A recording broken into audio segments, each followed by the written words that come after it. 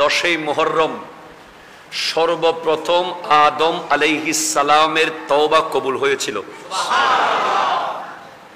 10ই মুহররম হযরতে নূহ আলাইহিস সালামের নৌকা জুদি পাহাড়ে গিয়ে ল্যান্ড করেছিল।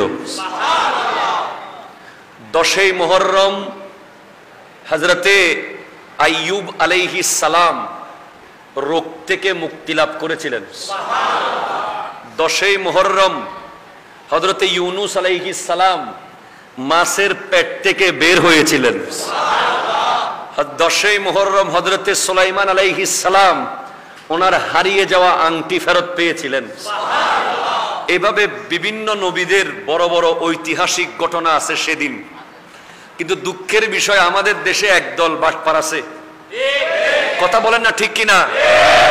ওরা বলে 10ই মুহররম তো হোসাইনের জন্য দামি হয় নাই, এটা তো আগে থেকেই দামি নবীদের এই কারণে। ওরে গাধা, ওরে বোকা, নবীগণ তো শানওয়ালা আছে, নবীদের ইতিহাস ওনাদের জায়গায় আছে, কিন্তু ইমামে হোসাইনের কারবালা এটা এমন এক অনুষ্ঠান, এমন এক শাহাদত, এমন এক আয়োজন, ওই নবীগণ যেই মিশন নিয়ে এসেছে সেই মিশনের সর্বশেষ বাতিলের উপরে প্যারাক মেরে দিয়েছে ইমামে হোসেন, ঠিক কিনা বলে? কেমনে হুজুর?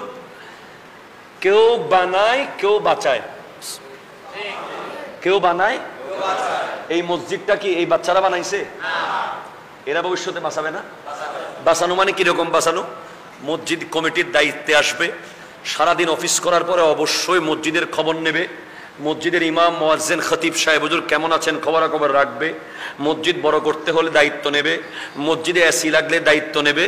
এইভাবে যুগে যুগে প্রজন্মের পর প্রজন্ম একদল বানিয়ে কবরে চলে গেছে, আর একদল বাঁচাতে বাঁচাতে যাবে, ঠিক কিনা বলেন না? সেভাবে নবীগণ যুগে যুগে ইমানদার বানিয়েছেন।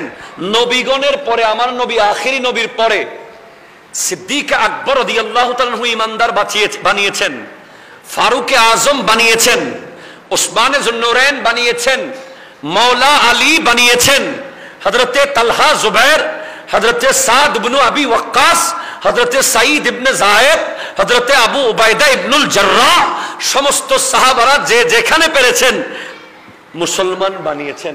সুবহানাল্লাহ। বাঁচাবে কে? হ্যাঁ, আনসারে মদিনা মুসলমান বানিয়েছেন, আর আনসারে কারবালা, কারবালার মাঠে গিয়ে বানানো মুসলমানদের ঈমানকে বাঁচিয়েছেন।